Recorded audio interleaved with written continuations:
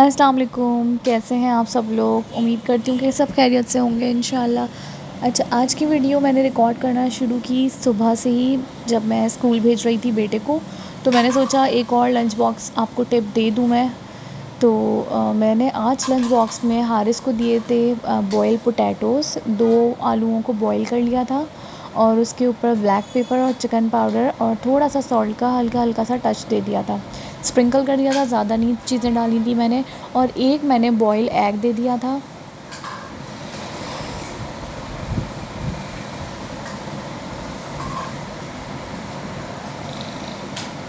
اور ساتھ میں نے 2 ڈیٹس کھجوریں رکھ دی تھیں۔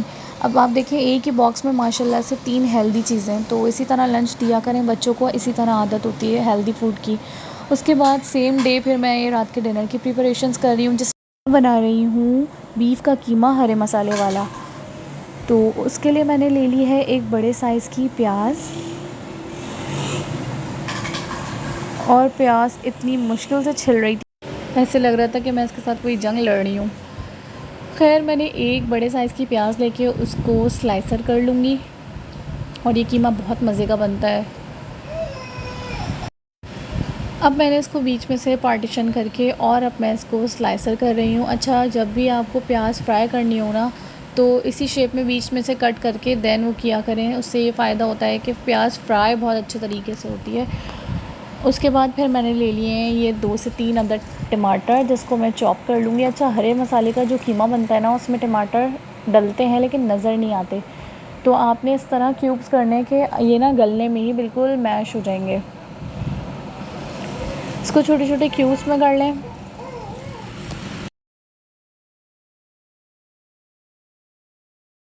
اور اس کے بعد آپ نے پھر جگ میں لے لینا ہے ہرا دھنیا۔ میرا قیمہ تھا ½ کلو، تو میں نے ہاف بنچ ہرا دھنیا کا لے لیا تھا، اور اسی کے ساتھ میں نے لے لی تھی ہری مرچیں 6 سے 7 عدد، اور کوئی مرچیں نہیں ڈلیں گی، لال کٹی ہوئی مرچ نہیں ڈلے گی، پسی ہوئی مرچ نہیں ڈلے گی، تو ہری مرچیں آپ زیادہ لے سکتے ہیں۔ ہاں، بلیک پیپر اور وائٹ پیپر ڈلے گا۔ ساتھ ہی میں نے 2 کپ بھر کے اس میں دہی لے لیا ہے، اور اب میں اس کو گرائنڈ کر لوں گی۔ اس کا بالکل ایک پیسٹ تیار کر لینا ہے ہم نے، جس کو ہم شامل کریں گے اپنے قیمے میں۔ پھر ہم نے اپنا اسٹوو آن کر لینا ہے، اور اس کے اوپر رکھ دینا ہے اپنا پین، اور پین میں سب سے پہلے ہم نے لے لینا ہے آئل۔ آئل اندازے سے لیا کریں، جن کو اندازہ نہیں ہو پاتا پھر وہ میجر کر لیا کریں۔ اگر آپ ½ کلو قیمہ بنا رہے ہیں تو آپ اس میں کم از کم آپ نے ½ کپ آئل تو لازمی لینا ہے، یا اگر آپ تھوڑا سا اور بڑھتا ہوا بھی لے لیں گے تو کوئی بری بات نہیں ہے۔ پھر میں نے اس میں شامل کر دی ہے اپنی پیاز، اور اب میں اس کو اچھے سے فرائی کر رہی ہوں۔ فرائی میں نے بہت زیادہ ڈارک نہیں کرنا ہے، بہت اچھا سا گولڈن فرائی کرنا ہے میں نے اس کو، اور چمچ ساتھ ساتھ چلاتے رہیں۔ جب بھی پیاز فرائی کریں تو تھوڑا سا فوکس کر لیا کریں پیاز کے اوپر، کیونکہ ہم تھوڑا سا بھی اگر پیاز کو چھوڑ دیتے ہیں نا تو وہ ڈارک ہو جاتی ہے، اور میرے ساتھ یہ ادھر ہونے والا تھا لیکن میں بچ گئی۔ اسی کے ساتھ پھر اس میں کھڑے مسالے شامل ہوں گے، جس میں ہے لونگیں، کالی مرچ، دار چینی اور بڑی الائچی۔ پھر میں نے 2 بے لیفز لے لیے ہیں، اور ½ کپ پانی شامل کر لیا، کیونکہ جو انین تھی نا وہ تیزی سے ڈارک ہو رہی تھی۔ پھر میں نے زیرہ ڈال لیا ہے اس کے اندر 1 چمچ بھر کے، اور اسی کے ساتھ میں اس میں شامل کر لوں گی اپنا ½ کلو بیف کا قیمہ۔ یہ باریک نہیں ہے، موٹا والا قیمہ ہے۔ اب میں اس کو بھونوں گی، اس کی جو ہیک ہوتی ہے کچے گوشت کی وہ نکالوں گی۔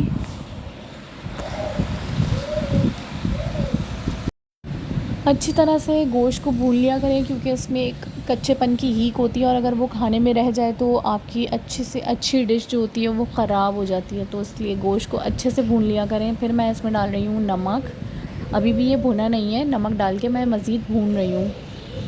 اس کے بعد پھر میں اس میں شامل کر دوں گی گوشت کی بھنائی کرنے کے بعد جب ہیک نکل جائے گی، تو پھر میں نے اس میں 1 چمچ لے لیا ہے لہسن ادرک کا پیسٹ۔ پھر میں نے شامل کر دیے ہیں اپنے ٹماٹر، اور ساتھ ہی میں اس کو لٹ لگا کے 10 منٹس کے لیے چھوڑ دوں گی ٹماٹر گلنے کے لیے۔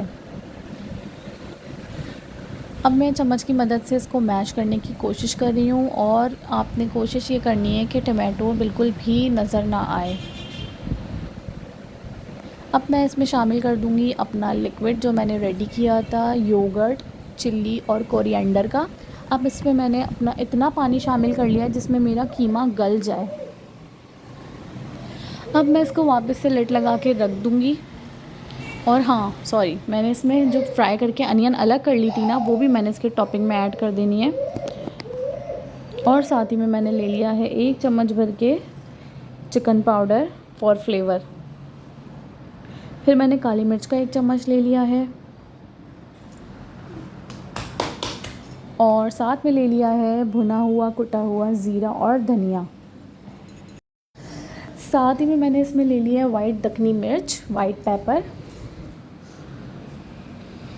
اب میں اس کو اچھے سے مکس کر کے اور اس کو گلانے کے لیے رکھ دوں گی۔ اب دیکھیں قیمے کا کلر ہی جو ہے وہ گرین گرین ہے، کیونکہ ہم نے اس میں کوئی ایسا ریڈ اسپائس ایڈ نہیں کیا ہے اور ٹومیٹوز میش کر دیے ہیں، تو اس لیے قیمے کا کلر۔ اور یہ دیکھیں ماشاءاللہ سے یہ میں نے کم از کم جب قیمہ گل گیا تھا 20 منٹ سے آدھا گھنٹے کے درمیان یہ میرا گل چکا تھا۔ پھر میں نے اپنا لڈ ہٹا کے اور اب میں اس کی بھنائی کر رہی ہوں۔ اچھا، آپ نے ہائی فلیم پہ اپنا جتنا بھی ریسٹ آف دا واٹر ہے، تھوڑا بہت بھی رہ گیا ہے، دہی کا پانی ہو گیا ہے جیسے کہ ٹماٹر کا ہو گیا ہے، تو آپ نے بھنائی والے لیول پہ آ کے اس کو آپ نے ڈرائی کر دینا ہے۔ جب ڈرائی کر دیتے ہیں تو اچھا سا اروما اوپر آ جاتا ہے خوشبو کے ساتھ، اور ماشاءاللہ یہ بالکل ریڈی ہو گیا ہے۔ اس کی سرونگ میں ٹاپنگ پہ آپ نے اس کو کوریانڈر اور چلی کے ساتھ اس کو سرو کرنا ہے، اور آپ اس کو کھانے میں نان ہو گئے ہیں یا پوری پراٹھا ہو گیا اس کے ساتھ کھائیں تو بہت ٹیسٹی لگتا ہے۔ امید کرتی ہوں کہ ریسیپی آپ لوگوں کو پسند آئی ہوگی۔